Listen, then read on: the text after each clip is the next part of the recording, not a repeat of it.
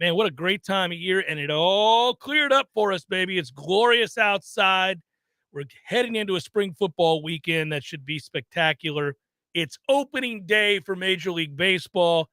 If you love baseball the way I love baseball, you're very excited because an old friend is back in your life, and they'll be here with you for months and months to come, all the way into October, early November.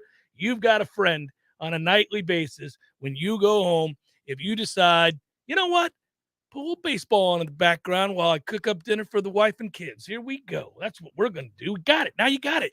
Today starts the Masters. Got it on right here on my monitor. Here I don't. Here's my information. I've got everything I need to go and look at throughout the show. And that includes Tiger Woods one shot off the lead. What are we doing out here? What are we doing out here? Tiger Woods is one shot off the lead as he's on number 8. It is amazing to think. I don't know what you're trying to do. He's trying to win a golf tournament around here. Yes, he is. Yes, he is. And it's fun. It's fun. He looks measured, comfortable. Oh, there's a annual Charles Schwartzel sighting. Shows up here every now and again. FSU's own Daniel Berger one shot off the lead as well. So we'll monitor, keep it close. Jay Revel going to join me on the show today. He is a local resident here in Tallahassee. Runs a PR firm, really good at his job. He's also kind of our playing partner, if you will, the city of Tallahassee's golf playing partner. He's an ambassador for the sport of golf. He's an historian when it comes to golf and other subjects for that matter. He's frequently a guest, I know, with our cohort here at 93.3, Greg Tisch. And, he understands the city's history and its ties to Augusta as well. And I had a chance, excuse me, pollen's crazy today. Throat's bothering me a little bit. Ooh, is it? Yeah. But I will tell you that I had a chance to sit down and talk with him a couple of days ago about the Masters, about Tallahassee's connections to the Masters, about the great game of golf. And we saved it for today because the Masters is underway. And you're going to hear that in the second hour, I believe. And we're gonna probably run it late. We'll have an opportunity to take care of all of our football related needs and anything else that we want to do. And then towards the back end, towards the on the way out the door, we'll leave room for probables. We'll have to leave room for probables. That kind of makes it dicey. Maybe do it before. Yeah, I like that. Yeah, that's a good idea. That's a good idea. I think we're timing it perfectly. Perfectly. Tiger will be, me too, with the pollen. I'll be on about 13 at that time, hitting his second from 179. What a bomb Tiger's hit off the No, here. You know what he's done so far today, and I respect it. And he's not being forced by any of the other competitors to go get it. So, even on number 2, he lays up with a 3-wood to start the round. That tells you where his head's at. I mean, he would never hit a 3-wood off that tee. That you would whip that around the corner the way Tony Finau did, the way Adam Scott did, the way others did, because you want to leave yourself 215 in if you've got that kind of power. He did and does to some. Well, I don't know if he still does, but he has had it. But he laid it up, and he just understands that location where the club, where the pin is. Yeah. Yeah, I think if the pin's on the right, you might see him go after it off the tee. But given that the pin's buried away on that shelf on the left, there's no way you're stopping the ball. You just can't do it. And you can't go long there. So it's fascinating. It's good stuff. It's exciting, and we'll continue to monitor. Taylor Gooch is your leader currently. I see a Danny Willett signing as well. Well, Thursday at the Masters is usually a strange leaderboard. Same thing a Thursday at the Open. And you're like, oh, yeah. I didn't even know they played golf in Finland. Okay. Yeah. Well, but there are also names. I mean, these are guys like Schwartzel, who I was teasing a moment ago, is a major winner. Well, it's a major winner. Obviously, Tiger Woods has won a few majors. So the board it's there. There's some numbers out there maybe I still think to go get. It's curious. A good point to make here. A lot of people thought and assumed, and I understand why, that today the numbers would be low because of all the rain last night softening the course and an opportunity to go at pins. But Aaron Oberhoser, and I've read somewhere else, these are guys that said, hey, wait, actually, if it's soft, if the conditions are soft, it's problematic because, yeah, that's cool. They're soft on the green, but they're not soft. I mean, they're not hard in the fairways either. And so the ball stops, and all of a sudden you have a very long Augusta National, plays long anyhow, where ordinarily this is not considered a long course. So did Aaron follow that up with some sort of copper bracelet that'll help you hit the ball 20 yards farther? No, he did not. Okay. Just like Nick with the shoes or That's anybody right. else. Yes. The square strike. They're unbelievable. Happy opening day, everybody. Again, I'll reiterate, excited to have baseball back. Noles finally got a damn win. Took him 12 innings last night. Softball team got a win. That was good. That was fun. Yeah, that was a fun game to watch. Yeah, so all is well. And then, of course, today really, in essence, is, for the most part, your last practice tomorrow, sort of a walkthrough. And, of course, the game is Saturday. And even today's practice is abridged. It's abridged. It's an hour and a half. By the time they're done with warm-ups, they're going back to the locker room. I don't really think they're going to do anything today. I'll be honest with you. I mean, I know you're going out there. Good for you. I'm not. But I don't think they're going to do anything today. They're certainly not going to hit because they're playing on Saturday. So I might just be, maybe some individual drills. I'll bet they do some special teams work, and then that'll be exciting. Maybe a light scrimmage at the end. A light scrimmage. Well, no, with the teams. I know they're not doing anything crazy like drafting or anything. They're going good against good, but they might be going through those kinds of drills that they're going to mimic on Saturday because it's slightly different for a scrimmage than a full game. So maybe they go through those logistics. Yeah, but bottom line is, I just got done. I was on Chuck Oliver earlier today. And he was talking about camp. He was talking about, what have we seen and what have we liked and not liked. And he's trying to get an assessment with everybody. And I said, listen, I think that let me just start by saying, as much as we deep dive and get into the weeds on a daily basis in Tallahassee about this football team, the practice habits, the players, and it can come across sometimes if you're really delving deep as maybe negative, maybe you don't think the team is as good if you're critical of elements. If we pull back a little bit and I begin the assessment by saying they're better. They're better than they were a year ago. It's a better football team and program than they've been. They're getting closer to where they want to be. That is true. I think that is true. I don't know specifically how that translates to, the kind of season that in our heart of hearts we'd want them to have, which would be a 10-plus win season. You'd want to see that. That's not likely because they're not there yet, but they're better. This is interesting. So I've had this moment happen a couple of times in practices, whether it's the team drills at the end or wherever, but it's usually when they go full 11 on 11 and they play. There's a sequence of so many positive plays, one way or the other, where somebody earns a stop or earns a gain of 15, or a quarterback rolls out, he's flushed, but he goes and makes a play. Receiver actually catches the football in traffic, things like that, where I start to get greedy. And I'm thinking to myself for the next rep that I'm watching, all right, here you go. Keep elevating. Mm-hmm. Well, no, that's not reasonable to think. Because if they kept elevating, then they'd be projecting at 10 wins, and you'd say, well, look at this. They got something for the whole college football world doesn't know what's about to hit them. Yeah, you're ignoring the ceiling at that point with your enthusiasm. Right. Yeah. But then that also comes at the expense. Like, why am I disappointed that they're better, markedly better? Like, I shouldn't be. It's just the Noel and me remembering how many times we've been ranked inside the top 4 consecutive years at the end of the year in the AP poll or coaches poll, all those things. Like all of the accolades. The record-setting 14 years in a row that nobody's come close to. Right. So that's where my head goes immediately is, oh, wait a minute. They could be, that's not fair. I need to stop myself. But there are flashes when they do things so well in practices that you dare to dream, but that's not realistic. You need to set your sights a little bit lower, but I don't think lower than 7 or 8 wins. I see this team landing in that spot as long as injury luck stays okay and turnover luck isn't absurd. Yeah, I mean, I would argue, I think that I see enough humbling moments from either the quarterback or the offensive line that I'm well aware of the ceiling.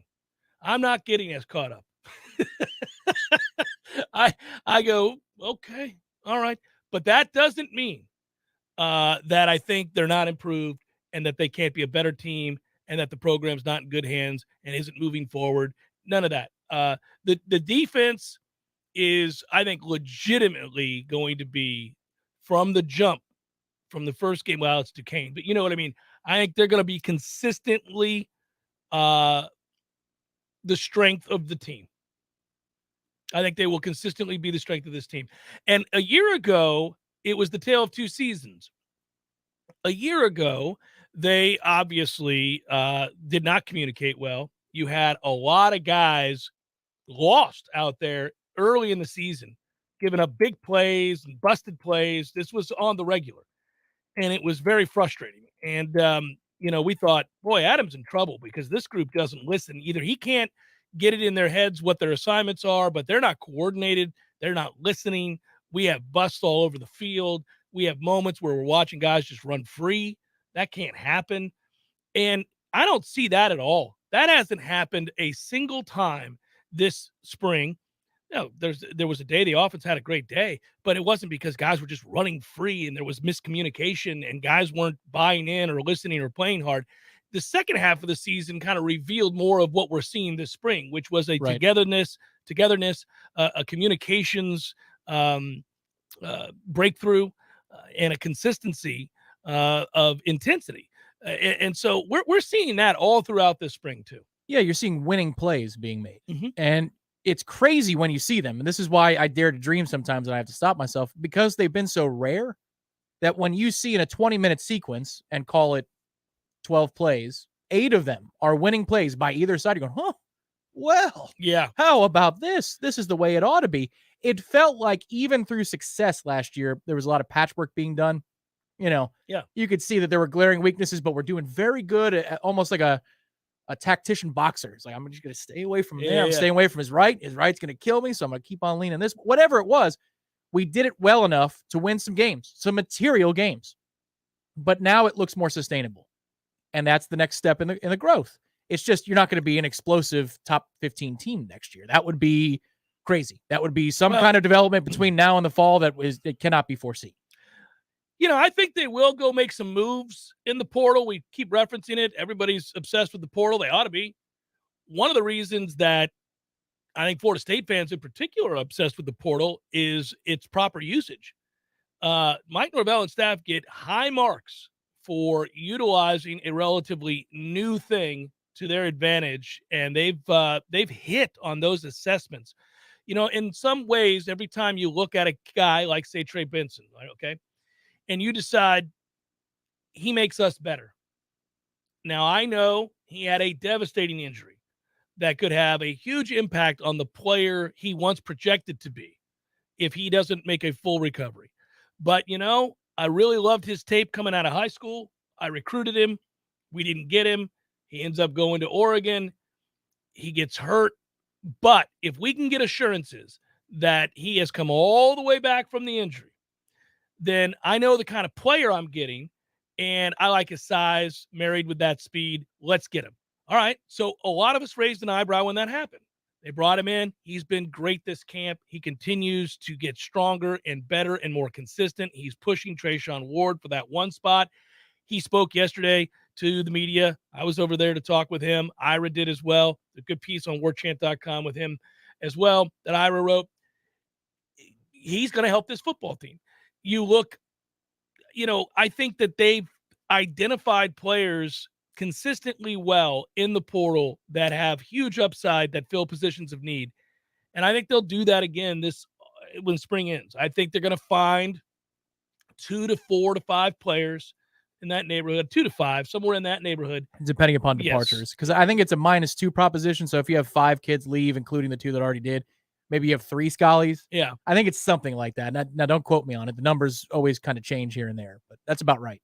Yeah, so I do think that they'll have a little room to go out and get a few people. And one of those, I think, without question, will be an offensive lineman. You just hope it's quality. You're not getting people just to get them. If you can get a Dylan Gibbons, then go get a Dylan Gibbons. And I think they'll go out and maybe get a linebacker. And I think from there, it just depends on best player available at a position of need. Would you go out and get another receiver? Maybe, because you were hamstrung a little bit with the injury, the unfortunate car crash that immediately took a guy that you thought was a plug-and-play guy. So maybe you would, if there was a good player available and he, you were interested in his services. I would tend to lean on quality offensive line, as many as I could get.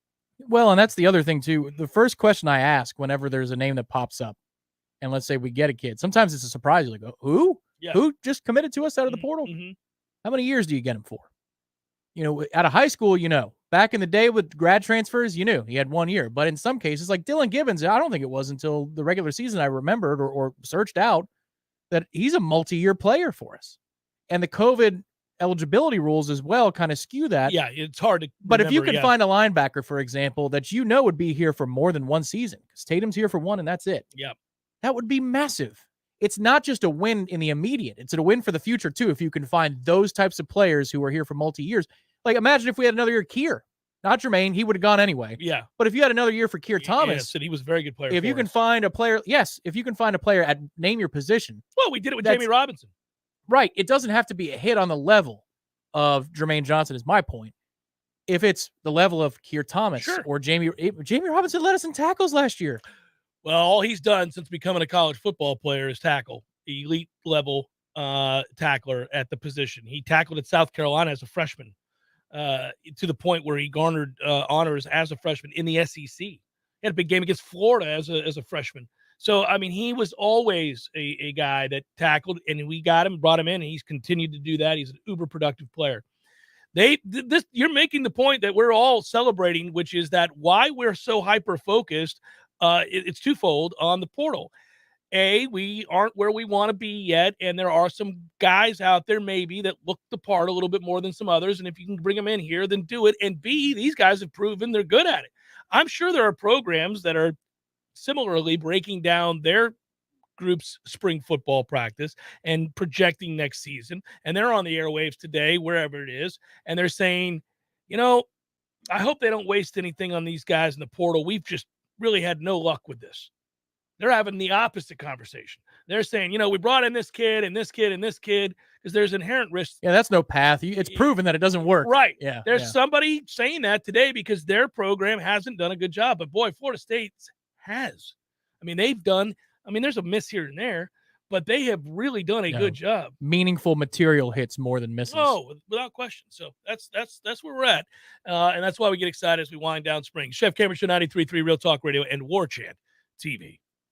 Hey, this is your chiropractor, Dr. Ryan Finn with Finn Chiropractic, encouraging you to spring into health. People are outside, working and playing, enjoying Tallahassee's beauty, but new injuries and sinus problems are blooming everywhere. While we at Finn Chiropractic have helped thousands with spring-related issues, the only way to know if we can help you or your loved one is to come in for the phenomenal health evaluation. Go to finnchiro.com to take advantage of our new patient special offer. That's FENN, finnchiro.com. And remember, your chiropractor loves you, and there's nothing you can do about it. Hey, no fans, our partner ISF Inc. is a national management and IT consulting firm located right here in Tallahassee, Florida, solving the future for state governments through strategy, process, and technology. As a trusted advisor for state governments, ISF knows the importance of defining a clear and detailed strategy. Our friends at ISF can help your organization create a strategy that sets you on a path to success. ISF. Your vision plus our expertise brings your brilliant ideas to life. Visit ISF.com to learn more. ISF, solving the future.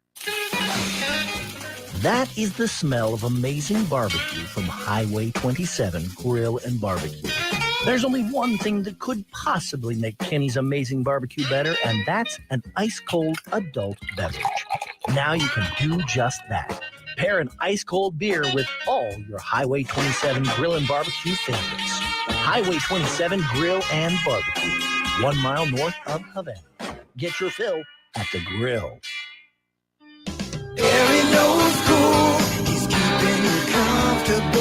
This is Kyle, Service Manager from Barano Heating and Air. Schedule an appointment from your mobile device to learn about our Total Comfort Service Program. With guaranteed same-day service, 15% off necessary repairs, and $25 berry bucks to use towards air filters and other products. Turn to the experts at Carrier and Barano Heating and Air. Any day, anytime, anywhere. Online at baranoac.com. Florida license CAC 1816-186. Applications, onboarding, payroll, termination. Business owners and managers, these are the processes that take away too much time from what you do best. But what if there was a locally owned, responsive solution that would charge you a fraction of the big national payroll companies? Sound too good to be true? It's not. North Florida Payroll Services is Tallahassee owned for nearly 15 years. And in that time, their prices have never changed. The reason North Florida Payroll Services can do that? Exceptional customer service that constantly evolves with the latest technology. From application to termination, for turnkey service for your payroll and HR services, trust a Tallahassee expert and save yourself time and money. North Florida Payroll Services. Online at northfloridapayroll.com. Whether you're looking to get back into an old sport or just want to spend more time outdoors to explore all life has to offer in our beautiful city, the dedicated team at Tallahassee Orthopedic Clinic is here for you every step of the way. Now, scheduling an appointment has never been easier. Just visit teamtoc.com and click schedule online. Leaky faucet, busted pipes, clogged toilet? M&L Plumbing is here for you. For all commercial, construction, and residential plumbing issues, call M&L Plumbing at 575-9393 or visit online at mnlplumbing.com. We all want more energy, more strength, more results. Well, welcome to Orange Theory Fitness as you take a step towards feeling more alive today. Backed by science, Orange Theory's heart rate monitored workout is scientifically designed to keep heart rates in a target zone, spiking metabolism and increasing energy. Orange Theory Fitness is a one-of-a-kind group personal training workout resulting in more energy, visible toning, and extra calorie burn for up to 36 hours. Experience a more vibrant life today with Orange Theory Fitness. To find out more, go to orangetheoryfitness.com. This is Brian Kilmeade, and I'm excited to be on the air in the capital city. Be sure to tune into my show. I'll be giving you all the latest news, information, and the truth you demand. The Brian Kilmeade Show is live from 9 till noon, right here on Real Talk 93.3.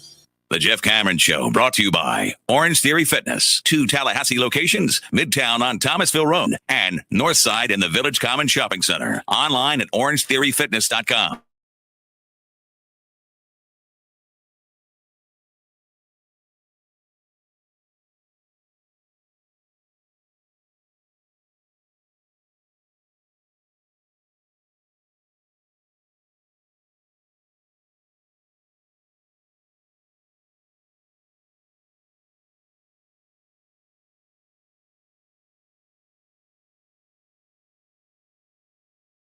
To read these greens at all. This is going to be a problem. Yeah, he does the half hunch move that your dad or my dad would do. Yeah, it's interesting. I got to clean one thing up. Good job, Bradley, in the comments section. I didn't realize this. Tatum Bethune's a redshirt junior on Seminoles.com. That's the way they have him listed. So we could have that dude for 2 years.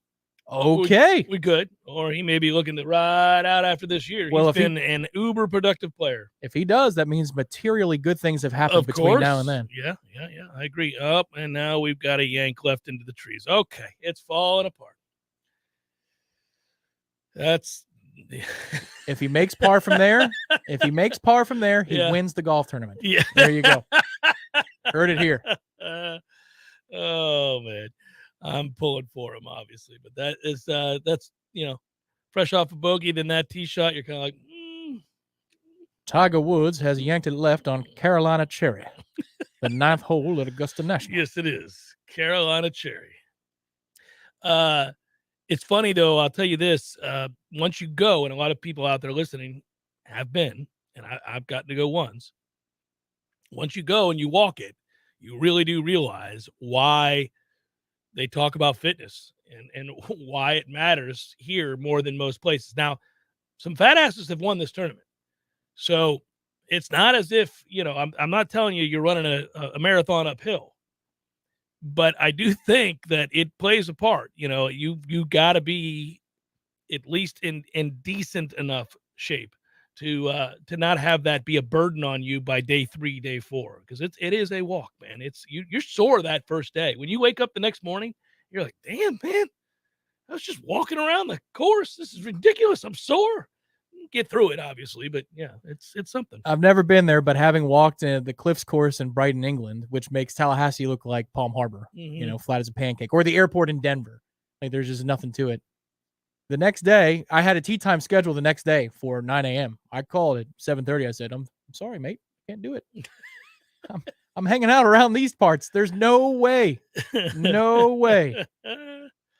So do you have, I thought of a lot of things today when I got up, pouring my coffee, thinking about what a momentous and fun week this is and day this is. You have a favorite opening day memory for Major League Baseball for you as a kid or anything? Do you ever go to? Yeah. Okay. I got one. All right. And nothing ever turned out right ever again for this player. Kaz Matsui debuted for the Mets. Going back a ways. All right. Leads off against the Braves in Atlanta. Mm-hmm. First pitch he sees, gone. And I mean, bombed out of the park. And that was that. That was the rest of his career. He actually hit a second home run that day, but nothing good ever really happened again. That's funny. Yeah, I'd forgotten about Kaz Matsui. Yeah, there are opening day wonders, right? Or first season wonders even, it's crazy. I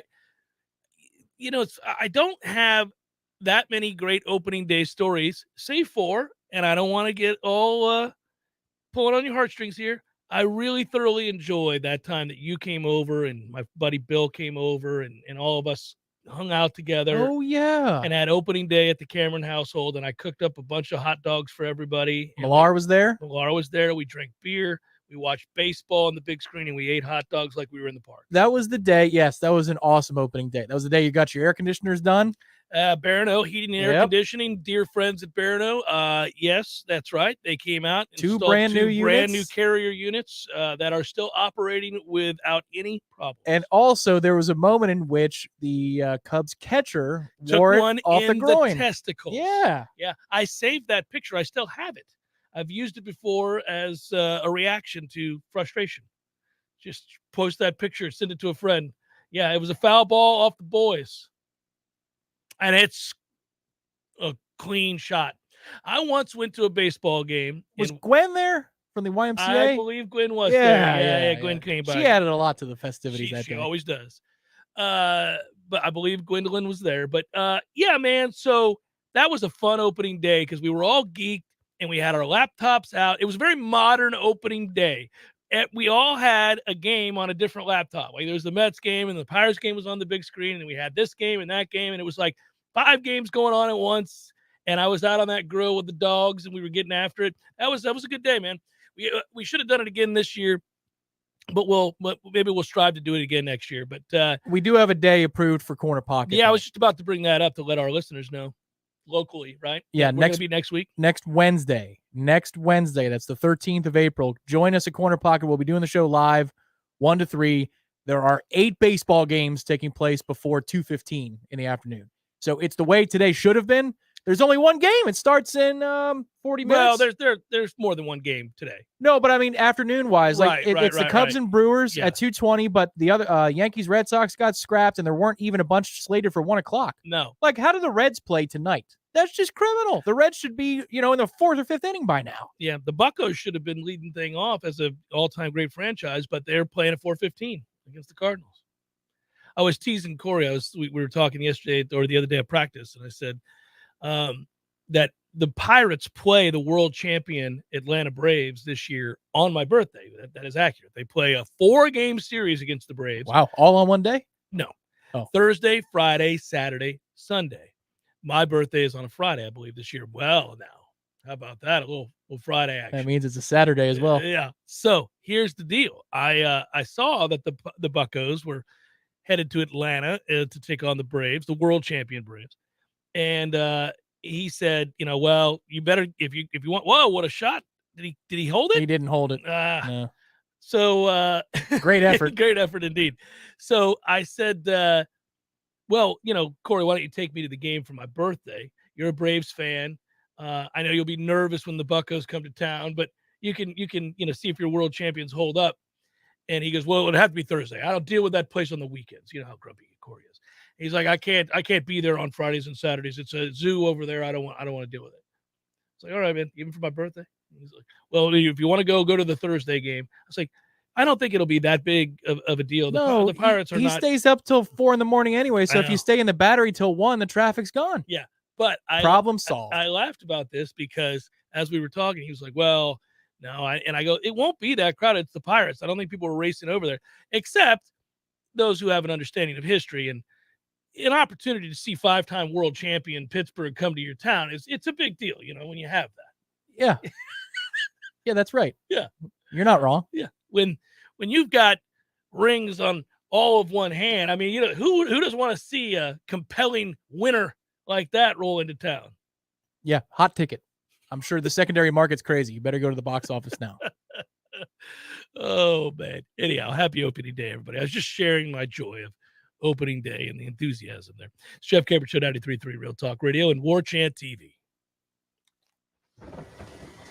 This is meteorologist Paul Trombley with your Real Talk 93.3 weather update. Highs around 75 this afternoon. Under clear skies, northwest winds 8 to 15 miles per hour. Clear skies and quiet again tonight. Lows dip down to about 50. Highs level off around 72 tomorrow. Bright sunshine. Lots of sunshine outside Saturday with daytime highs approaching 69.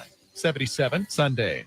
This report is brought to you by the Lawn Johns. For all your landscaping and lawn care needs, visit thelawnjohns.com. Right now, 74. Sellers Tile does it better for business owners, contractors, designers, and homeowners. Better design ideas, better quality tile, carpet, and hardwood flooring, better mosaics, ceramic, and vinyl solutions. And Sellers makes it easier with their amazing showroom and first-class professionals. Maybe it's time to get Sellers working for you on Capitol Circle Northeast, just north of Mahan Drive, or online at sellerstile.com for better style, quality, and design. Go with Sellers in Tallahassee. Call 656-8453. Well. Hey, Jeff, look at this place. Yeah. Well, doing well. It's been a while since I've seen you, brother, but, it hasn't been a while since I've been over to Gordo's. I go there on the regular because of you, Eddie. Well, we keep you regular. Well, that's true, but I think of Gordo's as a place to sit down, have a cold beer, talk to your friends, enjoy the sports, eat the delicious food. But I think of you as Uncle Eddie, a man who takes care of his people and takes care of the town. I appreciate that, Jeff. Hey, and we'll keep you regular. Gordo's, bringing the flavor and flair of Cuban food to Tallahassee since 1996. Here's what you missed on the Greg Tish Show. A woman only identified as Mrs. Wong posted on Chinese social media she had gotten locked down after a first blind date. She discovered that their date's community had gone into swift lockdown after visiting his house for a meal. This absolutely has to become a romantic comedy.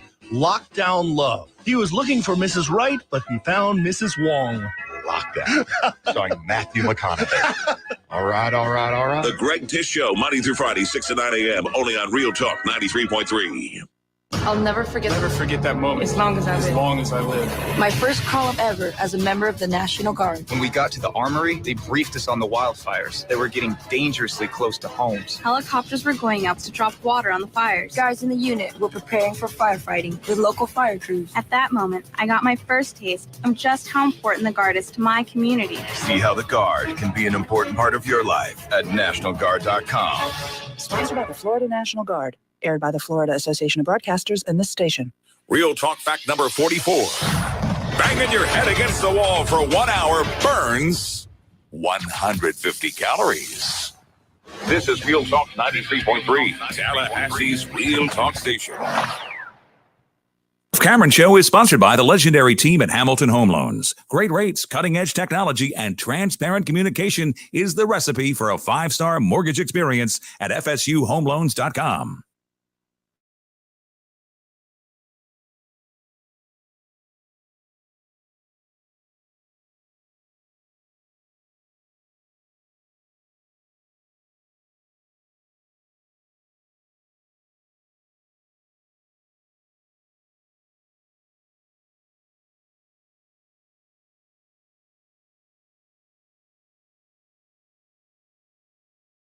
Peter Boulware to the sidelines this Saturday as they take over the coaching duties. It's an honor to have them fill my shoes in the second edition of the spring game celebration of legends as coaches. So it's fantastic. They get an opportunity, and I'll always be honored to have been first. Yeah, I don't think that they have to worry about somebody listening on the headset like Florida Gator grad Andy Staples, who's a cheater. That's correct. Because we're all Noles here, right? That's the four coaches are Nole legends. That is correct. So they have a little bit more honor about them. Yeah. They're as competitive, though, and if they discover a loophole by which they can listen in on their opposing coaches' play calls, they likely would. In some ways, I just needed to be more hip to the game and realize people cheat even in an exhibition. I didn't realize that, and I was taken advantage of. I mean, listen, you're a better human being for not stooping down to that. Integrity is what people do when nobody's watching. Nobody's watching. And Andy clearly has little to no integrity. So it is that they bring back actually, I think this is the right way to do it all. Humor aside, tongue-in-cheek aside here. You've got, obviously guys who played and played well and played at a high level, and all of whom went on to the league, even some however briefly, get in the hole, Tiger Woods. There you go. Tiger Woods has just won the Masters. He's going to have to overcome first place Joaquin Niemann, who may have been selected by one person when this That's entire right. field. Yeah, he made a 2 on 9. Yeah. Well, now. Well, so I have him both in our pool, and I have Joaquin in my other pool. And what's interesting is not having the TV coverage up. I mean, we can watch it, but I mean, the sound, that would just be egregious and totally unprofessional. Yes.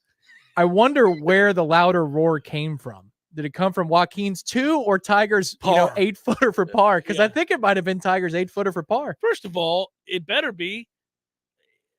Secondly, Tiger's practice round featured more enthusiasm and excitement per shot than anything Joaquin Niemann's going to do in the actual tournament. That's right. Yeah. And that includes winning it.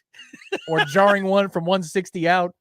I do enjoy the build-up because they end up showing Masters of yesteryear, and you're just reminded of, the connection to this tournament and these great moments.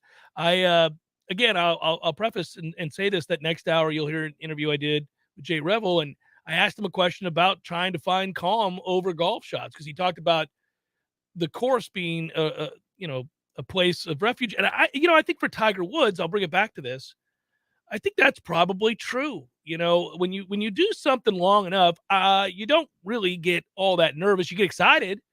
There could be nervous energy, but if you're comfortable in what you do, your chosen profession, and even one that's, obviously he's in a much more high profile position than even any other player on tour, let alone somebody like you or I as a radio broadcaster in Tallahassee, Florida. But we don't get nervous before broadcast, but I get excited. Certain broadcasts, I get really excited.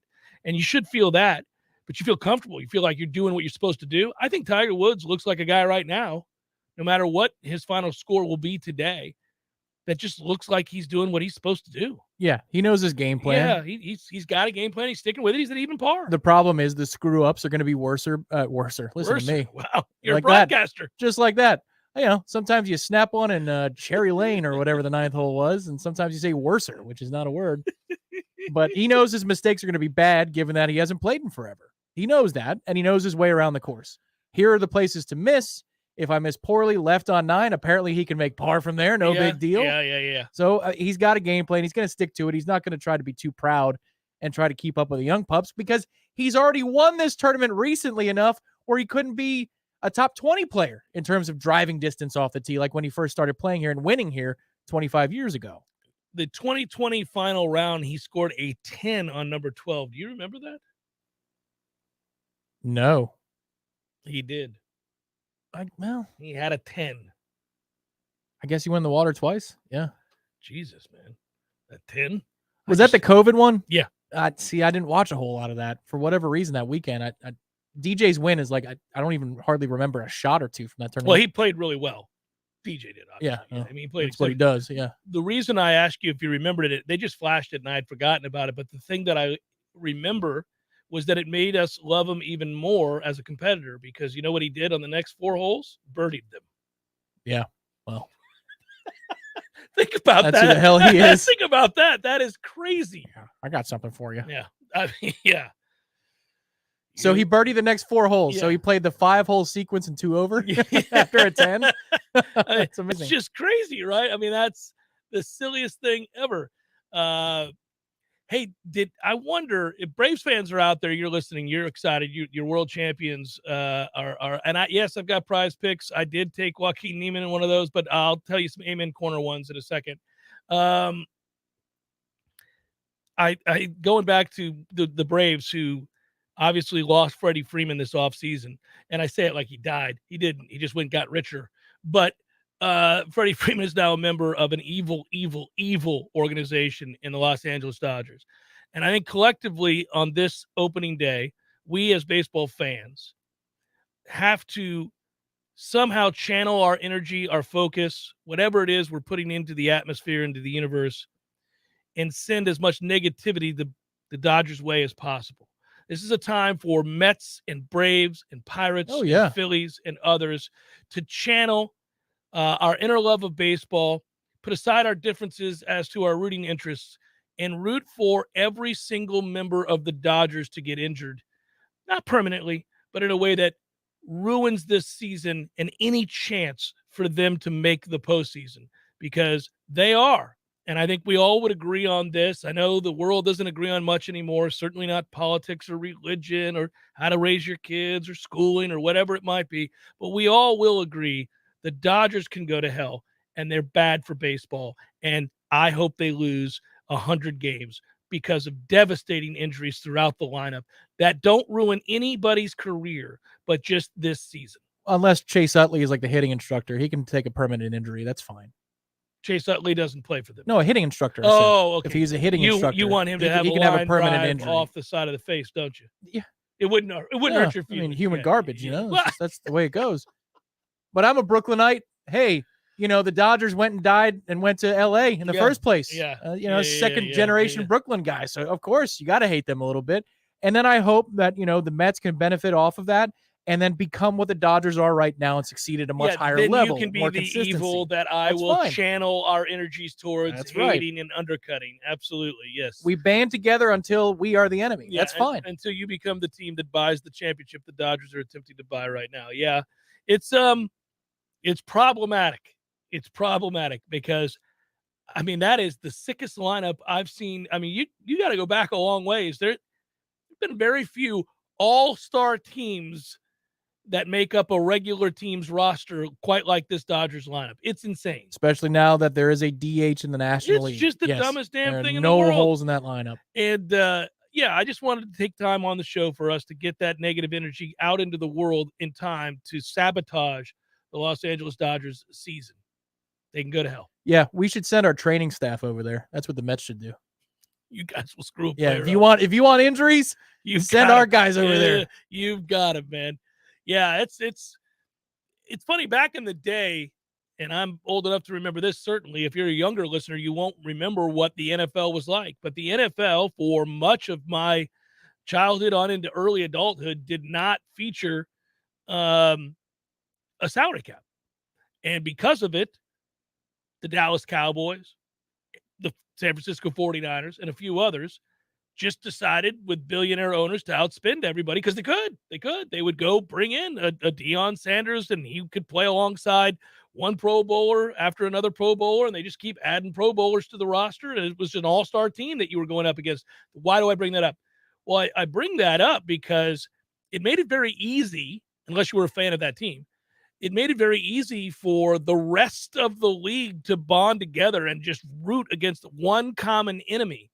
And it actually was a boon for ratings, because anytime a team even seemed to have a chance of beating one of these juggernauts, these behemoths who were outspinning it, I mean, the ratings would go through the roof. Everybody tuned in. They're like, oh, see, the Cardinals are up 16-13 in the third on Dallas. People couldn't believe it.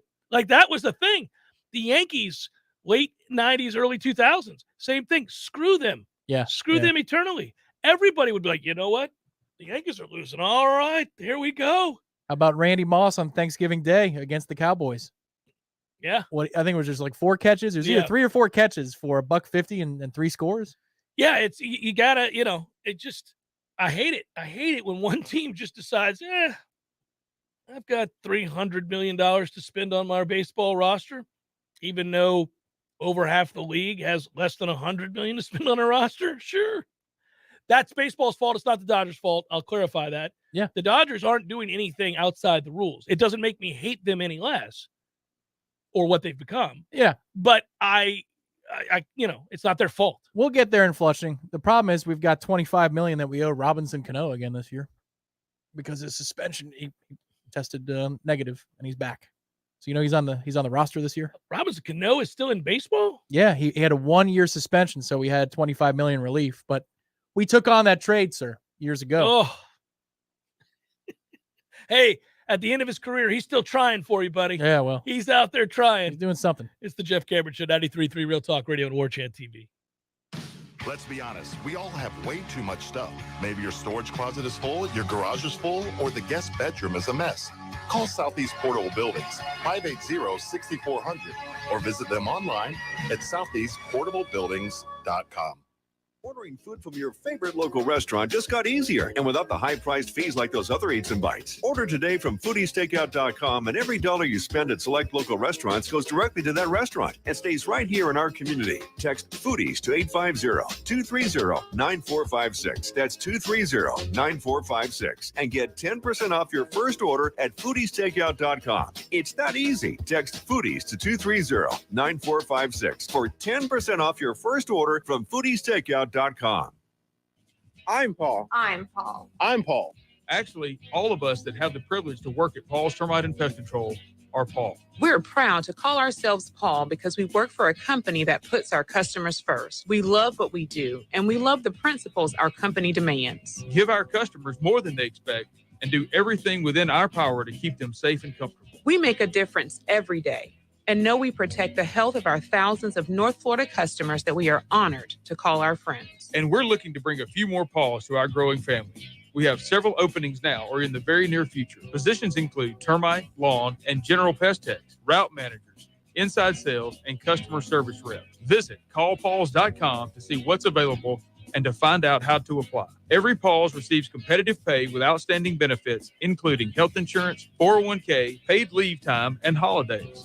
I'm Paul. I'm Paul. I'm Paul. And you could be Paul, too, for the elimination of termites and other pests. And a greener lawn, too. Call Paul's. We've been getting them all in North Florida for over 50 years. There's fun to be had every night at the Corner Pocket. Take home prizes on Trivia Tuesdays and Beer Bingo Thursdays. And kickstart your weekend with Martini Fridays. Plus happy hour runs every weekday and game day specials every time the Noles take the field. Watch all the best games at the Corner Pocket's Vegas Wall, featuring 560 inches of flat screen TV heaven. Oh, really? The best food, the best drinks, and the best place to watch all the games. Tallahassee loves the Corner Pocket. Here's a deep thought. What if the hokey pokey really is what it's all about? You're listening to Real Talk 93.3. The Jeff Cameron Show is a production of the Warchant.com Multimedia Network. Check out Warchant.com today for the latest news inside Florida State athletics. That's Warchant.com. Now, back to Jeff on Real Talk 93.3.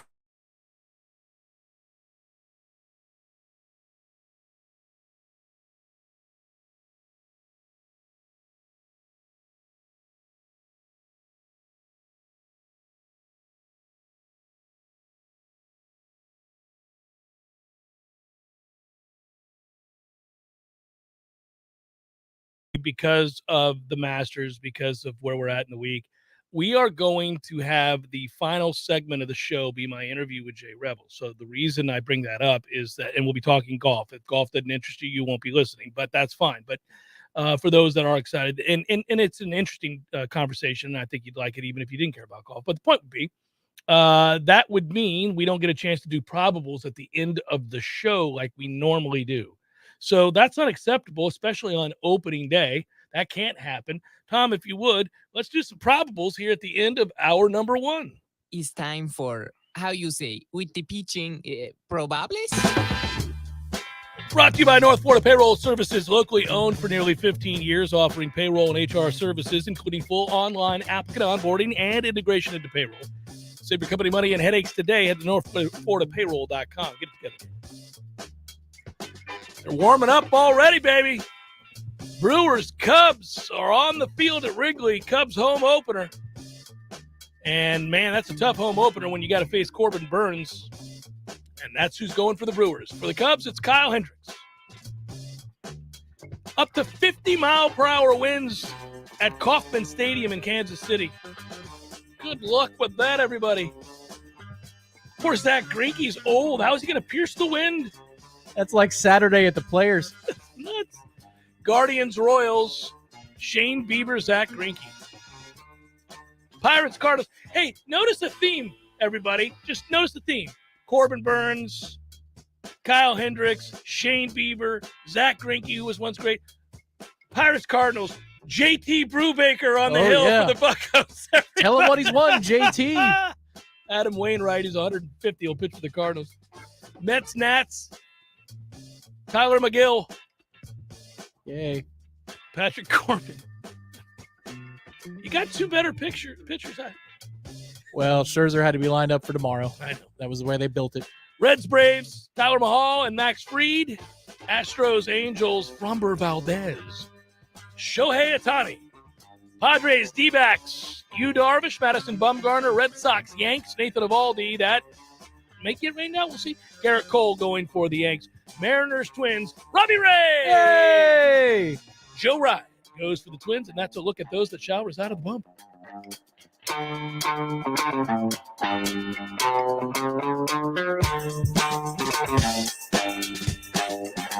Also, a sincere thanks, and we'll be doing more of this for all of our sponsors, to North Florida Payroll as a harvest sponsor of the golf tournament. First ones on board, they couldn't wait to spend their money on charity. They jumped in and said, here we are, sign us up.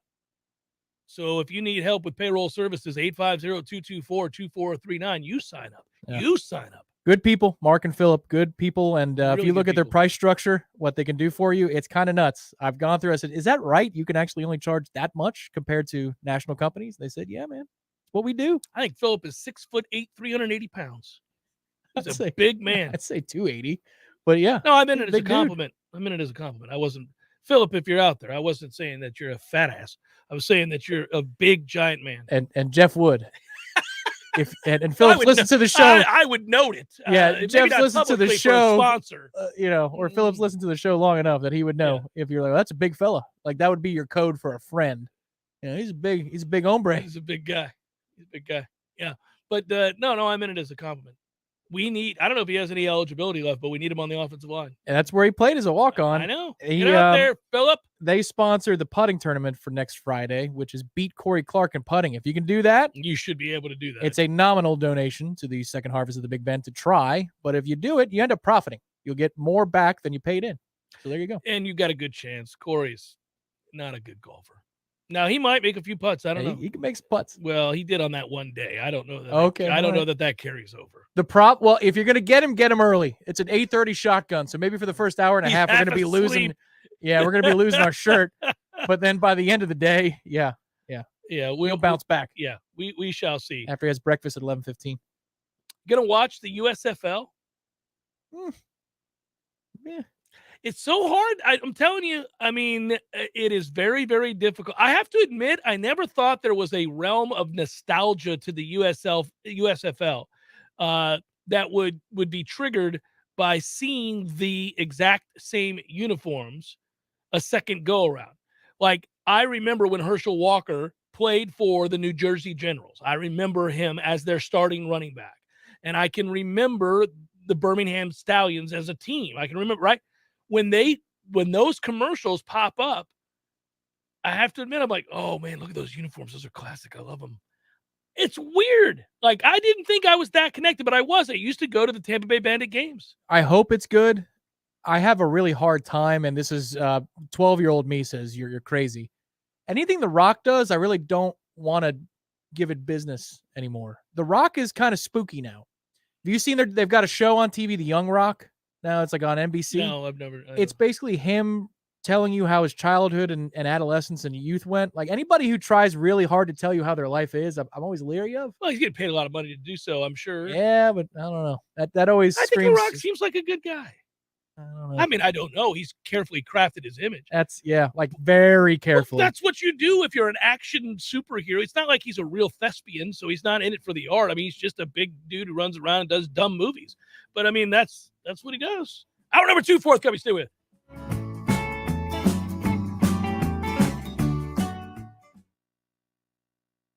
Breakthrough. You, the patients, taking part in clinical trials. You, the scientists, doing next-level research to beat cancer. You, the doctors and nurses who tirelessly care for everyone along the way. Let's be the breakthrough. To learn about screenings and clinical trials that may be right for you, go to standuptocancer.org/breakthrough. Stand Up to Cancer is a program of the Entertainment Industry Foundation. Please talk to your healthcare provider about appropriate screenings and clinical trials that may be right for you. Coming up next, more of the Jeff Cameron Show. Live and local on Real Talk 93.3. WVFT, Gretna, Tallahassee. Breaking news this hour from townhall.com. I'm Bob Agnew in Washington.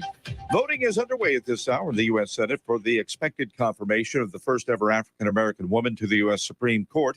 Ketanji Brown Jackson virtually assured a seat on the nation's highest court, with support coming from at least 3 Republicans as well as all Democrats. At a NATO meeting in Brussels today, we have a strong sense of urgency. U.S. Secretary of State Antony Blinken said the allies are committed to getting Ukraine more weapons. They most need to include new systems that have not heretofore been provided. We're listening to them. The World Health Organization says Ukraine's healthcare system has taken a pounding during the Russian invasion. As of today, WHO has verified 91 attacks on health.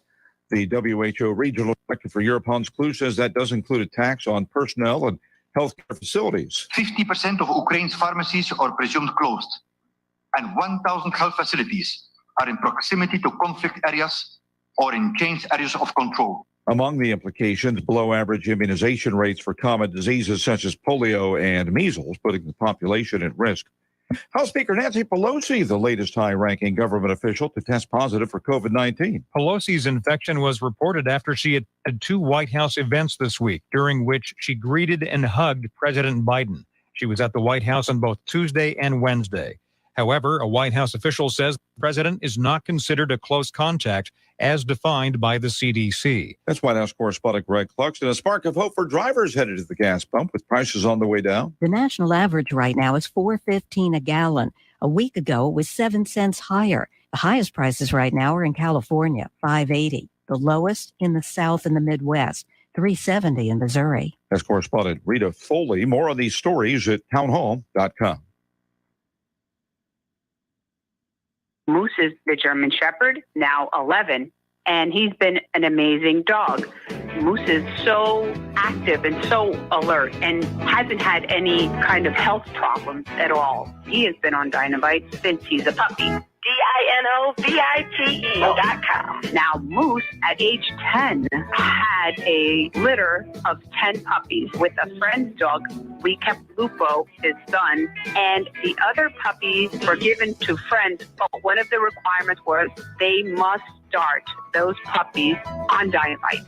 And someday, if Lupo has puppies, they'll be on Dinovite as well. We tell anybody that has a dog, if there was something that you can do right from the beginning so that you don't have expensive veterinary bills, why would you not do it? Get the Dinovite. Dinovite for life. You won't believe how happy your dog will be. I get my Dinovite from DINOVITE.com. Well. Hey, Jeff, look at this place. Yeah. Well, doing well. It's been a while since I've seen you, brother, but, it hasn't been a while since I've been over to Gordo's. I go there on the regular because of you, Eddie. Well, we keep you regular. Well, that's true. But I think of Gordo's as a place to sit down, have a cold beer, talk to your friends, enjoy the sports, eat the delicious food. But I think of you as Uncle Eddie, a man who takes care of his people and takes care of the town. I appreciate that, Jeff. Hey, and we'll keep you regular. Gordo's, bringing the flavor and flair of Cuban food to Tallahassee since 1996. We all want more energy, more strength, more results. Well, welcome to Orange Theory Fitness as you take a step towards feeling more alive today. Backed by science, Orange Theory's heart rate monitored workout is scientifically designed to keep heart rates in a target zone, spiking metabolism and increasing energy. Orange Theory Fitness is a one-of-a-kind group personal training workout resulting in more energy, visible toning, and extra calorie burn for up to 36 hours. Experience a more vibrant life today with Orange Theory Fitness. To find out more, go to orangetheoryfitness.com.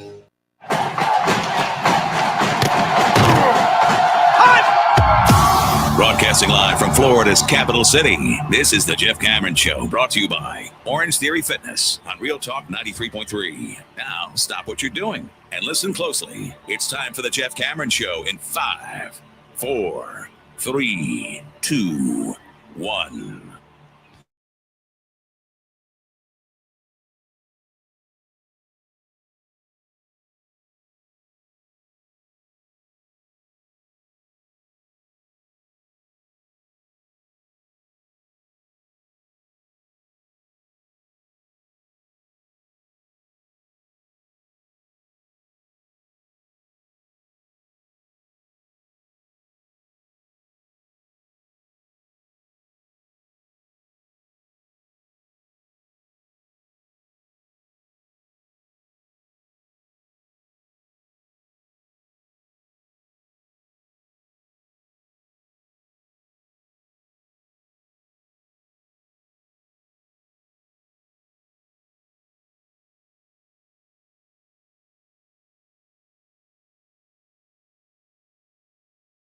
celebrate together and get excited about. So a reminder, as I mention it again, of what we're doing tomorrow. It begins tomorrow. The festivities begin tomorrow for spring football weekend for Florida State. We have the show, obviously 1 to 3 tomorrow. And then after the show, I'll make my way over to Corner Pocket Bar and Grill. I will join up with my good friend and colleague, Corey Clark, and we will sit down and have a happy hour get-together at Corner Pocket Bar and Grill from 5 to 6, really just sort of a hanging out with fellow Noles and having some cold ones and celebrating the spring game and maybe answering some questions and all that good stuff. And on the TVs, you'll be watching Tiger finish up round 2. You will be. Will he make the cut? Yeah, we'll see. We'll be watching that. We'll be watching Major League Baseball as it is opening day. So that gets the festivities started. That is tomorrow. Jeff Cameron Show, 1 to 3, followed by Warchant Happy Hour Live from 5 to 6 at Corner Pocket Bar and Grill. Then on Saturday, again, big day on Saturday, obviously. You want to get it started right at noon, Hotel Indigo. Myself, Tom Lang, we will be there for the pregame show and preparing for the pregame show. There's a meet and greet hangout from 12 o'clock till 1 o'clock, and then we're on the air. But, you're welcome to hang out with the others from staff and all that good stuff till 3. We will be there at Hotel Indigo 12 to 3. Then we make our way on over to the game and to Doe Campbell Stadium, Bobby Bowden Field. Walk in there and watch that spring game. If you are unable to go and you'd like to watch along, you can watch along with Gene and Tom. That is the Warchant Watch Along beginning at 5 p.m. And afterwards, if you just want to join up with your fellow Noles and kind of talk it through and maybe ask them questions or make some observations of your own, you can do so with the Warchant post-game call-in show after the game. So we got you covered beginning tomorrow all the way through the weekend, and we're excited to do all of that. So it should be fun. It's going to be a jam-packed 36 hours there. It'll be good. And there's a lot going on this weekend, with baseball and Masters weekend on top of the spring game. Plus the weather here is going to be gorgeous. It's just, you got that feeling. Yeah. There's an energy in the air for me in October with sports because you've got big games being played in college football, in the NFL. You've got the World Series, NBA and hockey have begun. So there's so much going on. You almost can't, process all of it that is happening at one time. And then in April, there's a little window again where it's a lot like that. Different sports. sports. You over, gets you through. Yes, but this is one of those weekends of the year where, if I had my druthers, I'd rather the spring game be next weekend or a different weekend for the Masters. But when you have baseball beginning, the Masters on television, the NBA stretch run of the regular season where they start to actually care and play tough for 48 minutes, and the NHL Stanley Cup playoffs typically begin around now. This is a great spot on the calendar. So hopefully you come find us during all of these events that we have. For those that did not read Corey Clark's Warchant.com piece, I'll quote from it and then talk about some of this just because of where we're at in assessing. There's practice again today. It's not like the other practices. I don't think it's going to be nearly as intense as the ones that we've been fortunate enough to attend and assess the play and give context for. And, of course, there is actually a pseudo practice tomorrow, more of a walkthrough than anything else is my guess.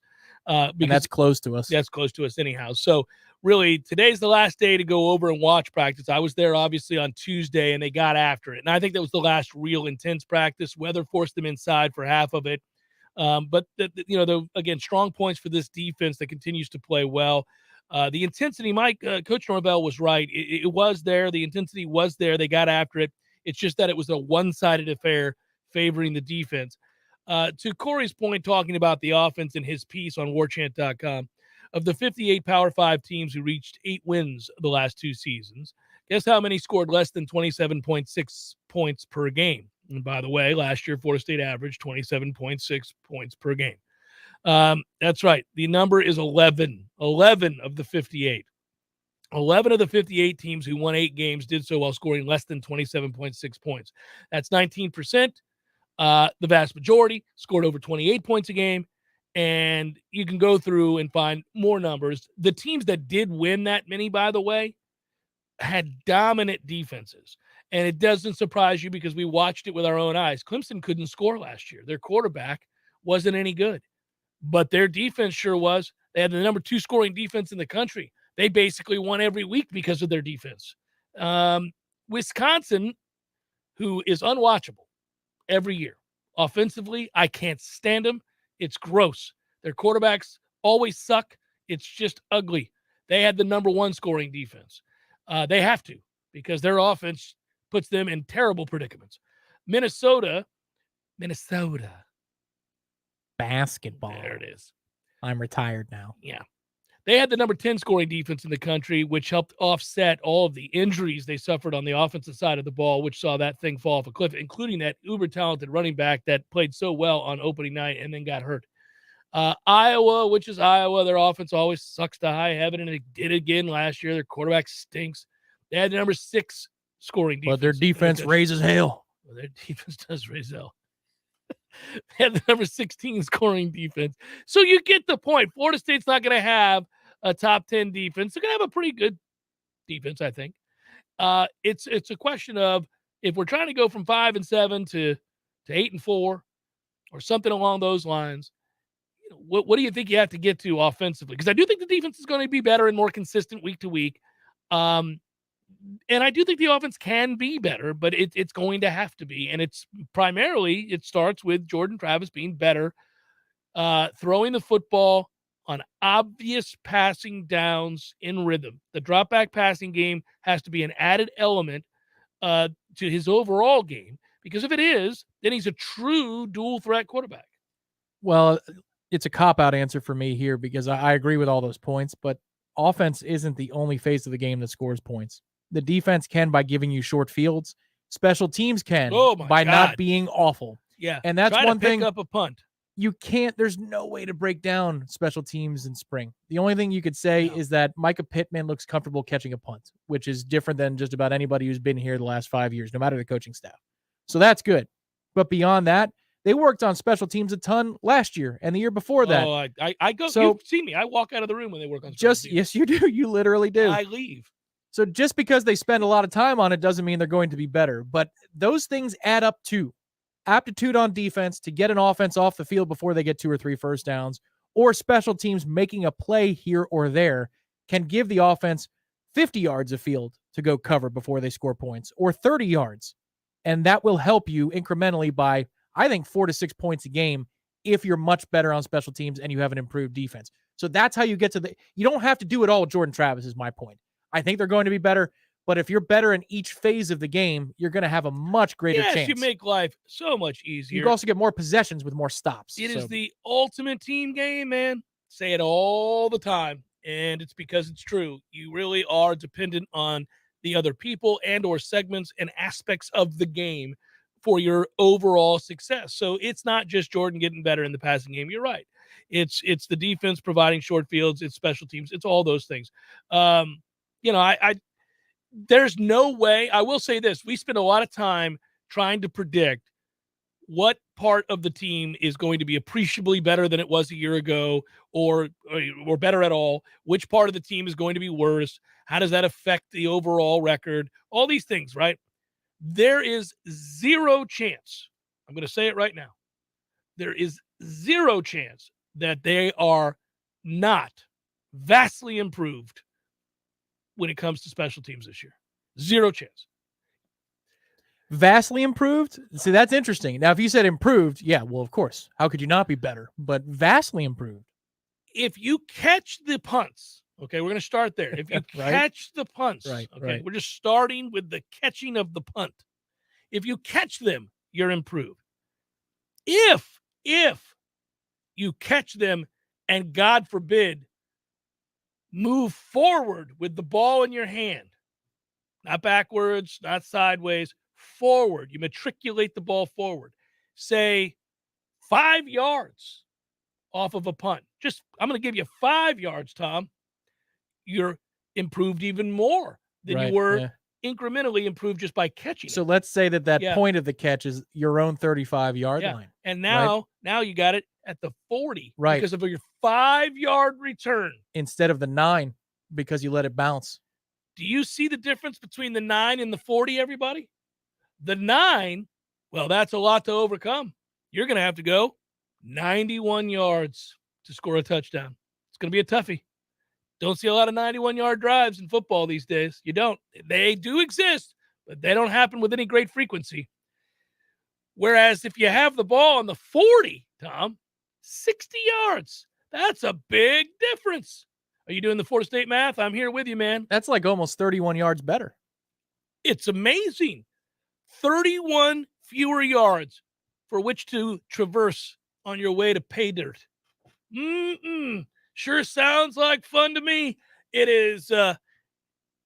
It's just that much. The catching and the moving forward of 5 yards equals vastly improved. Okay. That's how it works, buddy. So it's my sincere hope that it's mandated to Tom Block or whomever succeeds Gene Deckerhoff that you must say pay dirt, not touchdown. Oh, yeah. You like that I used pay dirt? Mm-hmm. Travis rolls to his right, fires the end zone. Pay dirt! Pay dirt!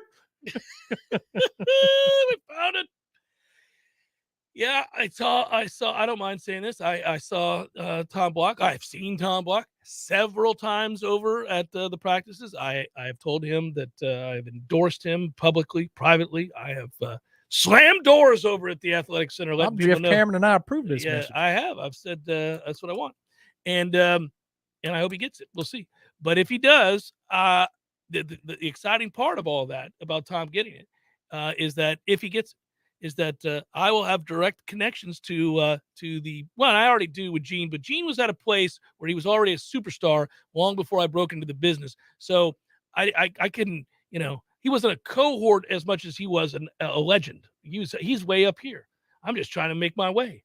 Whereas Tom was also in the business before me, but not much more before me. And we would drink beers together after work. So I feel like it's a cohort, and I can say to him, hey, Tom, this weekend when we score, can you work in some pay dirt?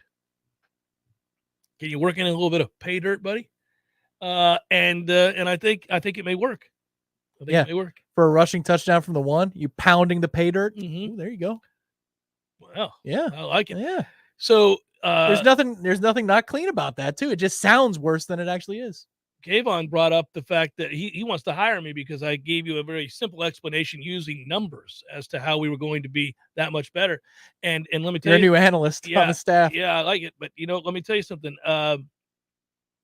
Wouldn't it be a funny practice for everybody if you guys were there and I was hired and I'm like, guys, listen up, little special teams for you. Little special teams, everybody. Let me break it down. If you catch the punt, and I go through the whole thing. If you just catch it, can anybody here catch a punt?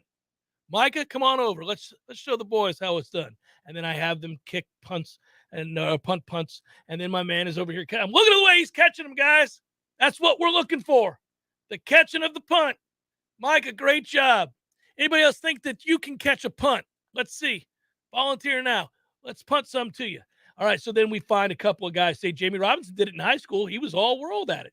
Jamie, can you catch him? All right, here we go. So we've got guys back there catching. Now, the second part of this is once you have secured the punt, firmly secured the punt, like we just witnessed here from Micah, I want you to run forward. Now, let me show you what I'm talking about. That I would just run forward. Like, there it is. That's what we're looking for around here. That's how championships are built. The catching and the running.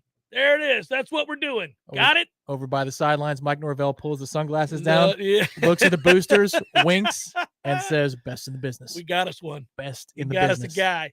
And then I go, all right, on to segment 2. Good job, everybody. That's special teams for today. That is special teams. I don't want to put too much on you in one day. We're going to catch it, and we're going to go forward. That's all you need to know from today. Today, at the end of practice, I'll ask you what we learned. Make sure you're able to regurgitate that. If the answer is catch it and move forward, today's a winning day. Today we played winning football, at least in special teams. All right, now to the offense. That's it right there. I'm doing it. We've gotten better. 1% better every day. And tomorrow we may introduce blocking. We may block. If you see the name above the numbers, don't touch them. If you see, one more time, guys. Yeah. Do you ever play Mario Kart? You see how Bowser's got spikes on his back? Yeah, you can't touch I them. want you to pretend that these players have spikes on their back. If you see their name, you can't touch them. That would be a penalty if you do. I used to like it when we blocked in the back in Mickey Andrews' day, because when we blocked, and we always have, but when we blocked in the back, we let you know about it. I mean, there were some real shots taken. Like, if you're going to get that flag thrown on you, take a bitch out. I mean, take them out. Don't be over here half-stepping. Take a dude out. I believe that's what Mickey Andrews wrote on the chalkboard. And it was a chalkboard. If you're going to be flagged for an illegal block in the back, take him out. If I see some pussyfooting, half-stepping, Mickey Mouse, just pushy push. No, you will be running stadium steps for days. If you're going to get that flag, that guy may need medical attention. That's the wrong Mickey. You're playing for the wrong Mickey at that point. Don't play for the mouse. Yeah.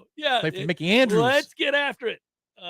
Yeah. So there it is. That's just an aside. Thought I'd point that out. Keep climbing. Where's LT Gray at? Do we know? I've been looking. He's got a par putt on 11. All right. Of short to medium length. No score between the Cubs and the Brewers. It's the first Major League Baseball game of the year. It has started. We are underway in Chicago. 0-0. Yay, baseball. Jeff Cameron Show, 93.3 Real Talk Radio, Warchant TV. Whidden Glass has been taking care of business since 1945. When you call Whidden Glass, you're dealing with experienced, reliable professionals who offer only the best. Like Whidden's top-of-the-line bath enclosures that provide style and luxury at an affordable price. Eye-catching storefronts are a specialty at Whidden Glass. We'll help you design it and install it.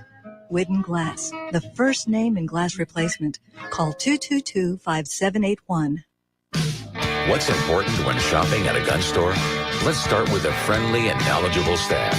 Then add top-notch service, great selection and pricing, and a personal shopping experience only found at a locally owned and operated business. And Red Hills Arms, they're right on target.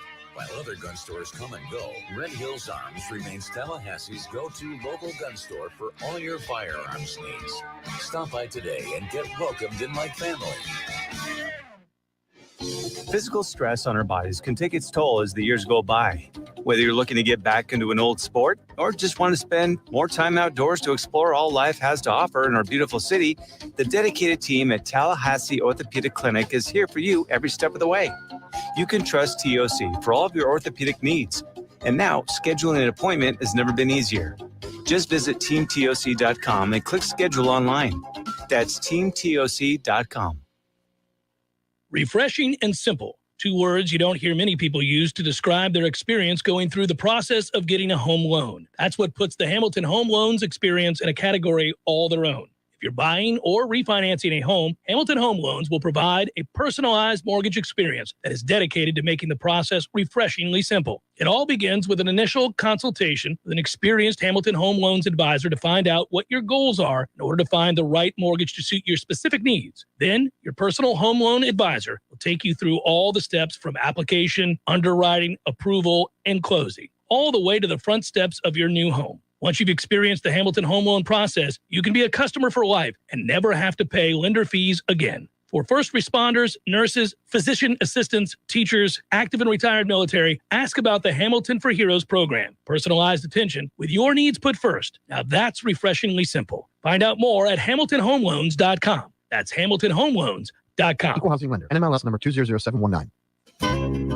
This is an insurance market alert from Barbara at Faircloth Insurance in Tallahassee. A few months ago, I asked you to contact your legislators to help stop the skyrocketing property insurance rates in Florida. Other states average 2 lawsuits per day on property insurance claims. Florida has 384 per day. The property owners of Florida are being taken advantage of, but it is not by the insurance companies. The companies are paying out 10 times the cost of a claim or more that would have been paid anyway. People are canvassing neighborhoods, knocking on doors, suggesting that the property owner may have some damage. The property owner innocently signs something that turns all control of any claim settlement to an attorney that becomes the person designated to get the claim check and who controls the disbursement of the claim payment. If we want these rates to go down, we must reach out to our legislators and let them know how unaffordable home insurance has become and that we want them to support reform that will fix the issues. This has been an insurance market alert from Barbara at Faircloth Insurance in Tallahassee.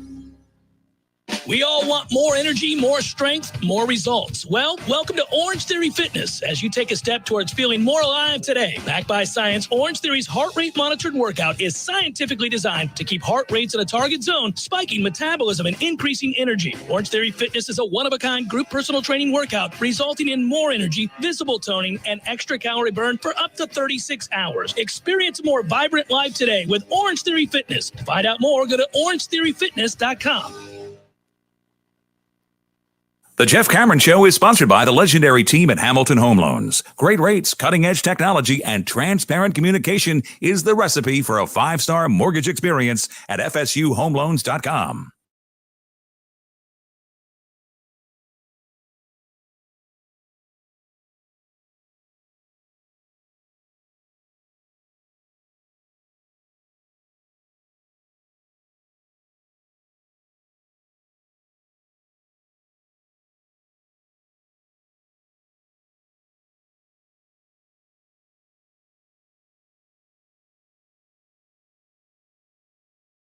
There we go. It's a great song. I agree with you. It's also a great title for a song. But we got to move it along because ISF is a partner of the Jeff Cameron Show, and they're fantastic. And we appreciate them. They're an IT and strategy firm here in Tallahassee. They've been doing this for over 40 years. They serve state government and business clients across the country, though. It's not just here. And they're experts in basically government processes, which somebody has to be. I wouldn't want to be. I'm glad they are. Agreed. Man. And so they've worked with these agencies across the country. They've unmatched expertise in developing strategies. I've given you actual information and examples of the stuff that they've done. They conducted a full audit of the DEO Connect system, which is responsible for processing unemployment and reemployment assistant claims. The surge in usage of the site when COVID hit revealed system improvement areas that they needed to get to because it bogged things down. It had poor infrastructure, and they had to transition stuff to the cloud. So basically, they modernized the system components, made technology a lot faster. Newer technology works better, talks to each other better. And with ISF's recommendations, DEO is continuing to help and prepare for the future thanks to ISF. And that's what they do. People basically, you can find this out. They get their money back faster. All of that. That's important. So ISF.com, check them out. Solving for the future, by the way, is something we've talked about a lot this spring. And I know that this is unoriginal in that we've used this as a talking point a lot, but I think the answer is the transfer portal. This is a perfectly crafted segment for it. It is. Solving for the future. Well, I think, okay, so how about we go through the segment groups that we could just check and say, we're good. You're good there. You're good there. Shockingly, and as proof of growth, quarterback, check. Okay. All right. Running back? Check. Okay. Receiver? I'd get one. Okay. I could go either way. The right one. Yeah. The right one. And it's because of the Winston injury that really set well, them especially if you could get another kick returner, because that's another thing that Winston Wright was going to bring to the table was kick return ability. Mm-hmm. Offensive line, no check. No check at all. I would need 3 more to check it. We've gone to 3. Well, not impressed with that group at all. Okay. And I'll tell you something, the biggest reason why. Dylan Gibbons is a good player, okay? That's it, that's all, everybody. That's it, that's all. There is, we haven't seen enough of Caden Lyles. They're bringing him along very slowly, okay? I'll just say that. So I don't know. He looks the part. He absolutely looks the part. I'm going to assume he's your starting center or at least a player on this offensive line. But until I see it on a day-to-day basis where they're not just easing him in and he's learning the offense and he can just go be 100% and maul, I don't know. So we'll see. Yeah. We'll see. We'll see. Yeah. Early in camp, I saw some flashes where I'm like, oh, that's you play. And I both, and I got excited. And then from there, he was chucking D tackles into right guards and individual drills, and the guard's like, what the hell, man? Don't do that. Yeah. I'm not supposed to be engaged with anybody. Right. And Caden's like, I don't give a rat's ass. Well, good. I need that Caden to show up again. Yeah. All right. Defensive interior, nope. Don't need. We're good there. Yep, But, you can never have too many guys, but I'd leave it alone for now. You got 7 or 8 of them. Check. Yeah. Defensive end? If you had a bona fide, if you had a guy that you know is a producer at the Power 5 level come available, sure. Would have to be a bona fide impact player. Bona fide. Yes. Okay. Not a project. Right. You could take projects at other places, Right. but not defensive. No. Okay. Linebacker?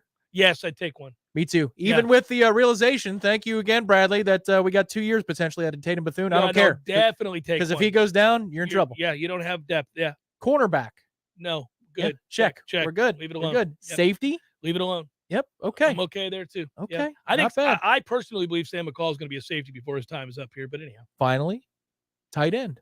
Oh God, please go get as many as you can. Yep. No check. No check for zero checks. Negative checks. They owe us. No chance, buddy. No chance. So we just solved the future right there. And now they're just going to easily go out there and get those guys. It's going to be great. Go see my friends at ISF. If you're working in state government, you need some help here. Strategy, process, technology. They believe in you, and they'll help you find your vision, because your vision is great and you want to do amazing things, and they want to help you get there. Chef Cameron Show coming up next. We'll talk with Jay Revel. He is a local Tallahassean historian, golf expert. We talk some golf. It's Masters Week after all. It's next.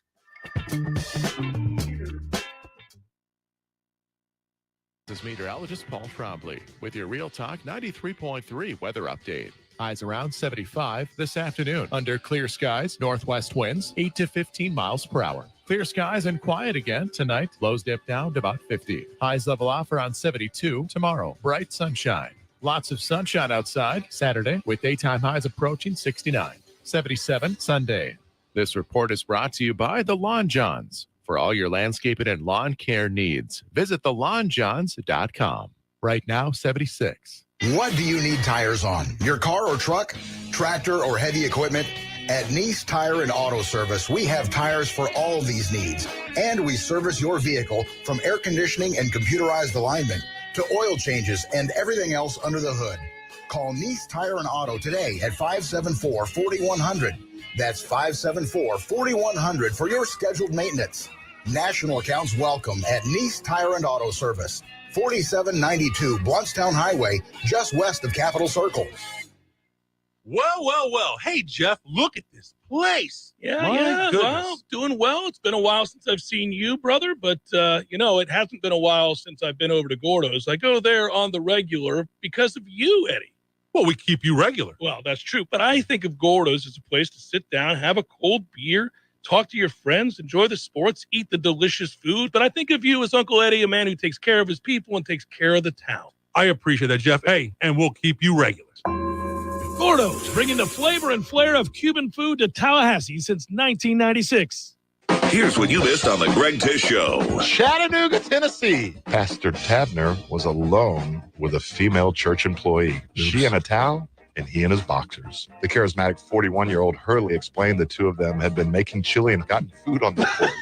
With the hot dogs that they were making, we are hoping that the pastor used the right condiments. Think? It was at least one hot dog involved. I don't know what you're talking about. We were just making chili dogs. The Greg Tish Show, Monday through Friday, 6 to 9 a.m., only on Real Talk 93.3. Real Talk fact number 82. There are three kinds of people in the world. Those who can count and those who can't. This is Real Talk 93.3. If Real Talk was a paycheck, you'd be getting a huge raise. More Real Talk right now on 93.3. We know you're glued to your phone, so follow us on Facebook at Real Talk 93. Give us a like, and you're going to love it. Remember, if you don't have anything nice to say it really, really loud. This is Real Talk 93.3.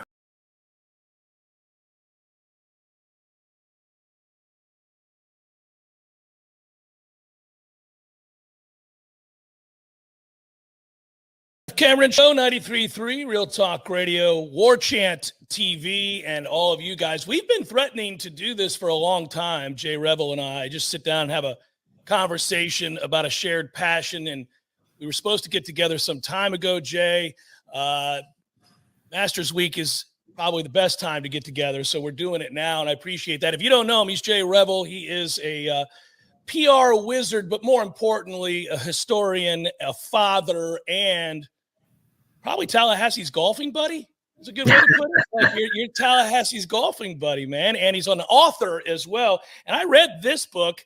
I have not read the new one. I've read 9 Virtues of Golf. I want to read, and I'm going to, but I need you to give me a copy, Jay. Swing, walk, repeat, which is in essence a love letter to golf. You've also read his stuff either online or certainly maybe in the Tallahassee Democrat, where I remember you wrote a piece about Masters Week and the Tallahassee connections.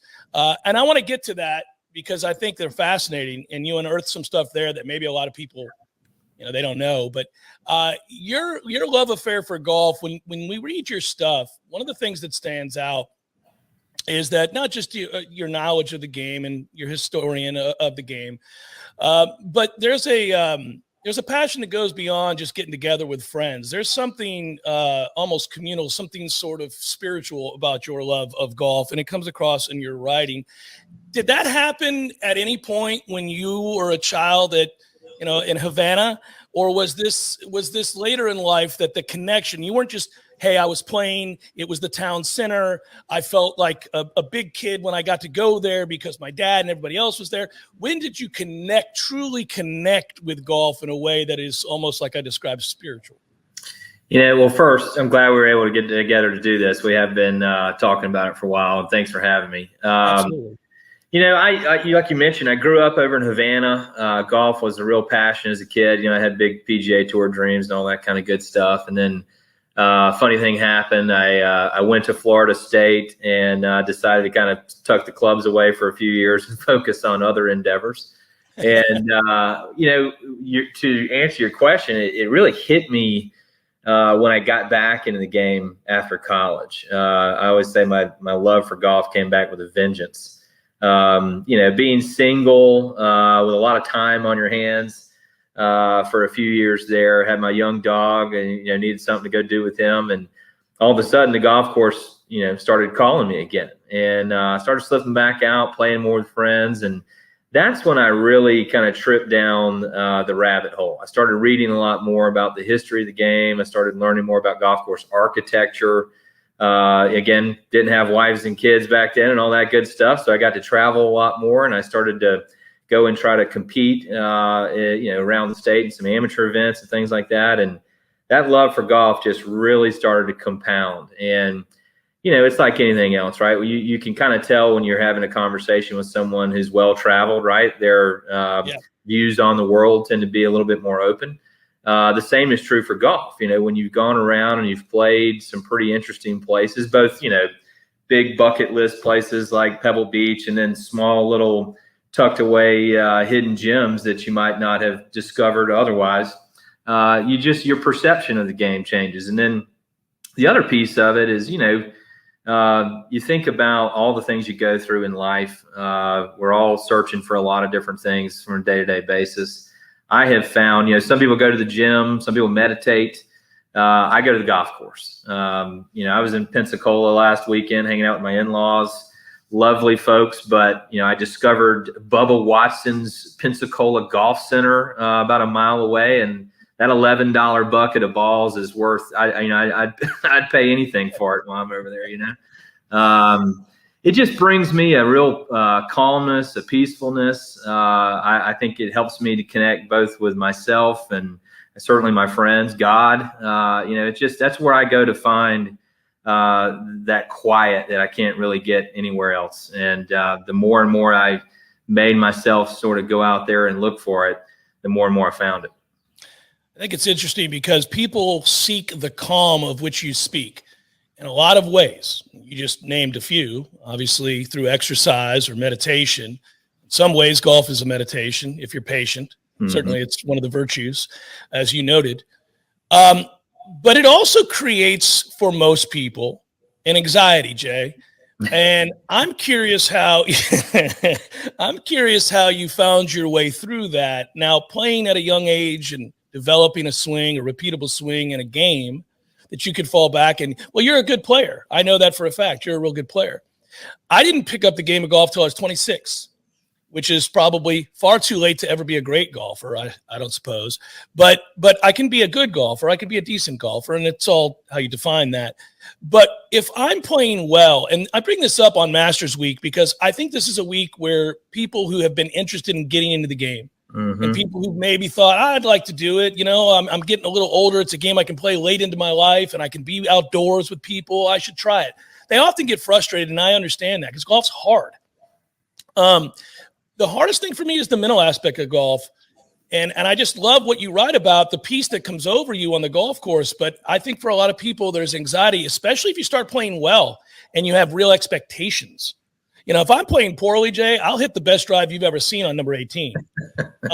It's a right to left beauty, 3+, and it's like I'm in there. And Tom Lang, my cohort, will look at me and go, "Where the hell is that been?" I go, "It doesn't matter now. I'm shooting 92."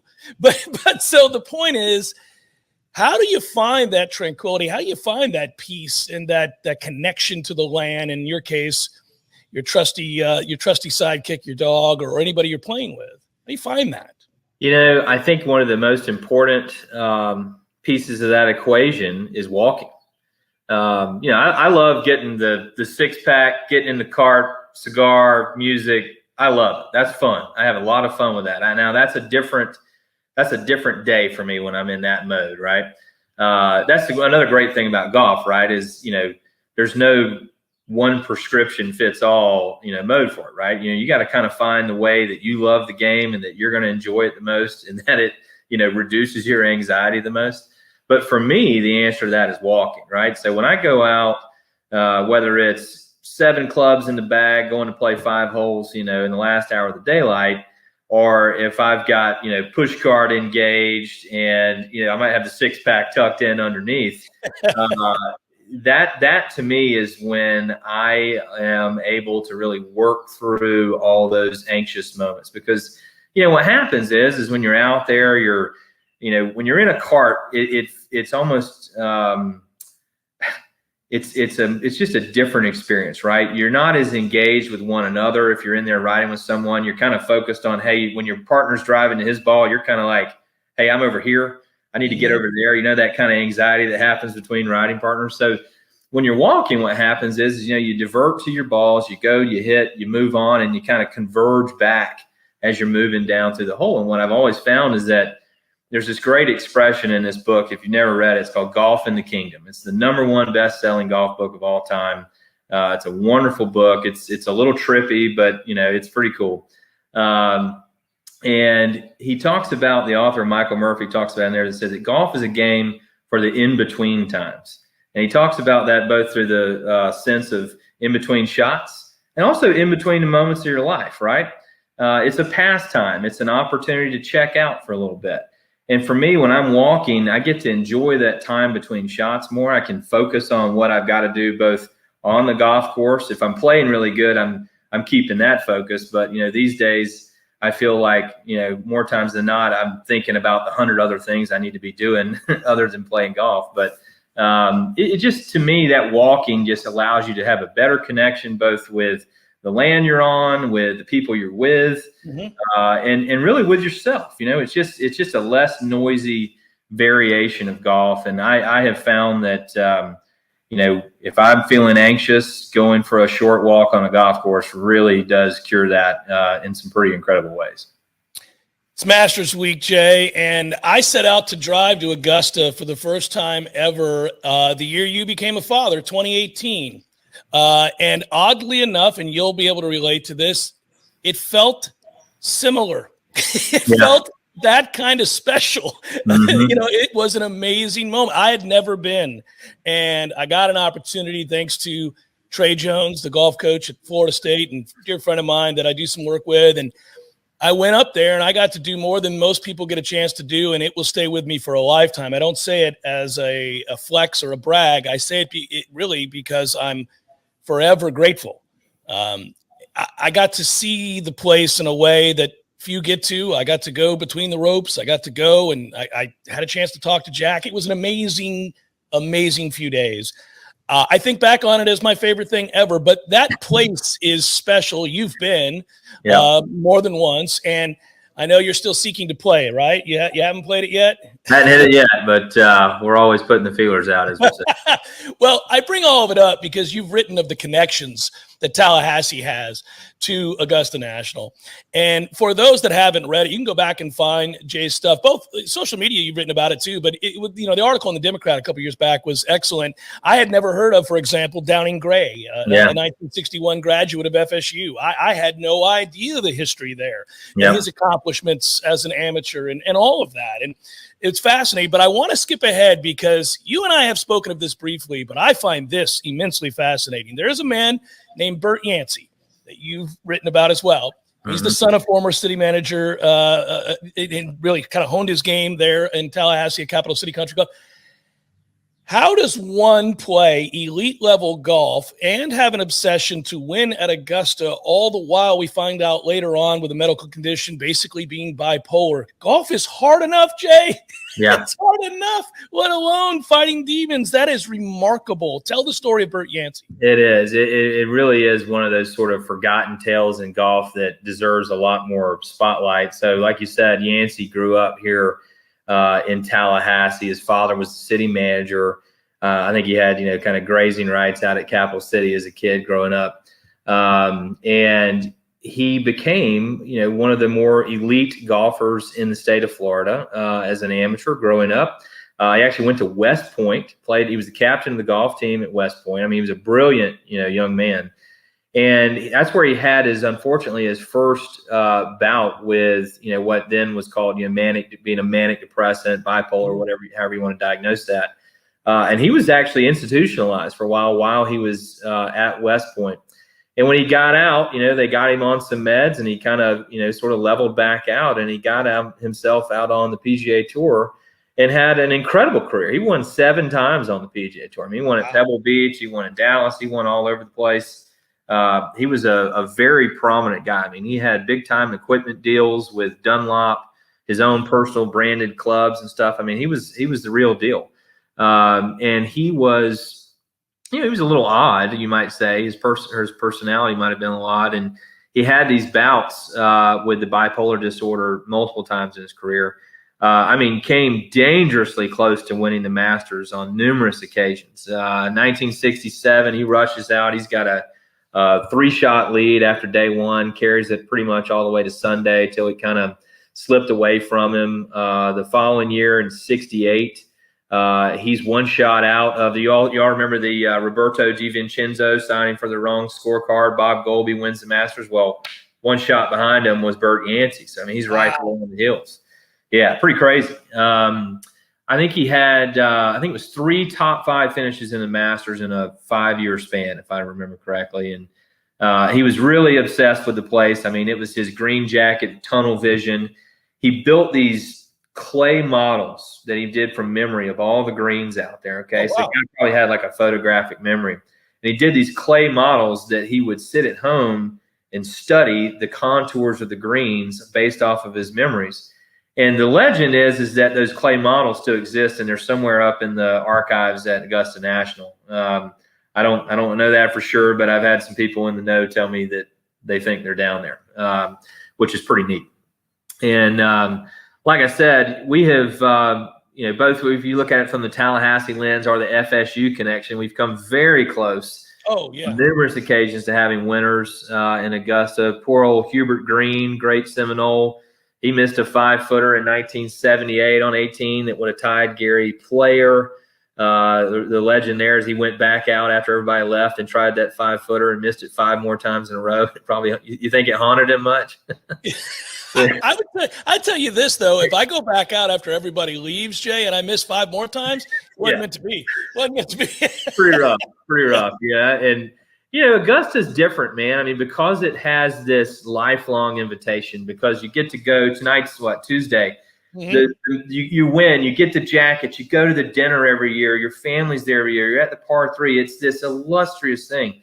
And I heard something great the other day. It's like the minute you start thinking about slipping on that jacket prematurely, that's the minute it's over. I always think about poor old Kenny Perry, 2-shot lead, 2 holes to go, bogey finish, loses in a playoff. He was slated to be the grand parade master at the Kentucky Derby or whatever, and he's thinking about the green jacket on and waving everybody and the roses and everything, and then boom, it's gone. But see, you touched on something, Jay, and it gets back to the mental side of the game. There's so much of it. It's mostly mental. Yeah. It's mostly mental. Once you find your swing, it's mostly mental. And Arnie famously said, swing your swing. Well, I mean, everybody's swing is different. So if you find yours, great. Once you do, it's all about what's here. Can you swing away when it's on the line? Yeah. And what's on the line is also up to you. Is it my best score ever at Capital City Country Club? Is it I'm going to win an amateur event? Is it I'm about to slip on a green jacket? And I've always wondered, Jay, and we're going to watch the Masters. No more pressure in the world than on a Sunday at Augusta with the guys in contention. How do you not think about it? How, if you have a one-shot lead and we go into Amen Corner, or here we sit at 16 or something, and I'm thinking I'm 2 holes away from a dream and from a membership that you just talked about that is lifetime and unique to so few people. It's incredible. Yeah, I mean, you see it. I mean, like I said, there are everything about people like Ernie Els, great, generational player, came this close on a number of occasions. It haunts these guys. I mean, and you can tell, you can see it in their face when they get older and people ask them about it. But, the trick is, when you study, the greats, it's all about staying in the present. All you can do is focus on one shot at a time. And, you see some people that you get the sense that they're like totally disconnected from the game between shots, right? I mean, I always think about Brooks Koepka. Sometimes he looks like he'd rather be like going to a baseball game or something than being, right there in the mix. But I think a lot of times the best players, you kind of got one or two options. You're either going to have the Jack Nicklaus tunnel vision, Tiger Woods tunnel vision, laser focus. You don't even realize anyone else is out there, or you're someone who can get to the shot, have that deep focus, and then go back to talking about, baseball and race cars or whatever you're into. Right. And I feel like nowadays you see more of the latter. You see more of the younger guys, they're thinking, they're laughing, they're having fun, but when they get over the shot, they get really focused. But it's interesting, man. This youth movement in golf is here. I mean, the best players in the world now are all under 25. You look at that top 10 in the world. We've sort of been hearing lots about the younger generation coming on strong. They're here and they're the best. And I think this is a year where it's very rare to see a first-time appearance winner at Augusta. Haven't happened since Fuzzy Zeller, 40 years ago. But I think there's a very good chance you could see that this year. Scotty Scheffler's playing some of the best golf in the world. Obviously, Colin Morikawa's already, well, that wouldn't be his first appearance, excuse me. But you've got quite a few. Sam Burns, who's lighting the world on fire right now. You got quite a few guys that are first-time appearance. They're under the age of 25. I think there's a very strong chance one of those guys slips on the green jacket on Sunday. What I think is interesting about that, Jay, is they don't ask for permission, because coming out, they don't care. And I've had the good fortune of interviewing a lot of these guys or their coaches in college, and they all talk about these kids. I think a lot of it has to do with, at least in college golf these days, you're playing the same courses a lot of times the pros play. That didn't used to be the case at all. Yeah. You didn't get to play Congressional. You didn't get to play at these elite courses. Now you do. Now there are all these invitationals and events that these schools host, and they do it up. They're playing in, professional courses, same distances. They grow out rough. They do all those things. And I also think you hit on something interesting, Jay, that maybe the modern player is capable of dealing with the kinds of distractions we're talking about for two reasons. A, they grow up distracted. Yeah. Social media does that, right? You're constantly having to do multiple things or concentrate on multiple things. And B, the money is so great. What do they care? Yeah. If you've won a few times, you're set for life. Oh, yeah. And now all of a sudden the idea of not winning at Augusta, so what? I got $40 million in a net jet. I'm all right. It's not the end of the world. So I wonder if that helps ease some of that or create a situation where you can multitask easier. I don't know how it couldn't. I mean, I think your point about social media and growing up distracted is spot on. We all feel like we're juggling, multitasking, 100 miles an hour every day. And these kids, it's just normal, right? I mean, it's just the way that they have always grown up. I mean, again, you're talking about, guys that are dominating on tour right now. They were born in the late 90s and early 2000s. Right? I mean, they've been there since day one. It's crazy. And, I mean, they were born when I was in college. It's nuts. And so, you've got this situation where they're mentally dialed in for that. You talk about the money, the Players Championship this year, a $20 million purse for one tournament. It's insane. It's insane. I mean, third place, you're going to make more than most people make in their career. It's a totally different ball game. And the other piece of it is, think about, Rory McIlroy. I mean, Rory's in his, mid-late 30s now. I mean, Rory feels kind of ancient. I mean, he's still one of the best in the world, but he feels ancient. He's been around forever. Right. And, Rory won 4 majors in a very short span of time, which is not uncommon. The idea of a Tiger career, a Phil career where you're winning it doesn't happen. Is very rare. Mm-hmm. You see some people like in history, a Marco Mira type that gets hot in one season, picks off 2 majors, and he's 40, and that's kind of his legacy. But more times than not, you see these short spans of really good golf, and yet that's your opportunity to strike. Brooks Koepka got 4 majors in basically 3 years. Does he win any more? Maybe. He's got the game, but at the same time, you also question the motivation, right? You question how much you're really going to be going to grind to go win that 5th major. And I think you see a lot of these guys now who realize this is their time, this is their window. Colin Morikawa was a great example. He's now picked off 2 majors 2 years in a row. I think he's hungry and he's ready to go get a few more. And these other guys right behind him are just as hungry. The guys that, again, if you're going to put your money somewhere, put your money on the hungry ones. Experience still matters a lot, but you got to be able to look and tell whether those guys are hungry, because you know how it is, man. Whether no matter what you're doing, whether you're calling shows, on the radio or you're trying to be a 10 handicapper, it takes dedication. It takes commitment. You got to be hungry. You got to want it. And so I'm looking at the Masters this year, and as I'm pulling out my pool players, I'm trying to go, okay, who's hungry, who wants it, and who's going to go out there and get something done that you might not expect. He's the author of Swing, Walk, Repeat, also the 9 Virtues of Golf. You can read his missives pretty much on the regular if you find him on social media, pretty much everywhere, right, Jay? And, of course, he's Tallahassee's own, and he's a historian. He's frequently on our airwaves as well. We appreciate you joining us today, the week of the Masters, and I'll be in touch with you here real soon. I'll see you over at Capital City Country Club or thereabouts, and it's great talking to you, Jay. I appreciate it. I'm glad we got to do this, buddy. Yeah, me too, man. Look forward to getting a couple beers on the veranda soon. I like it. Take care. Be All good. right,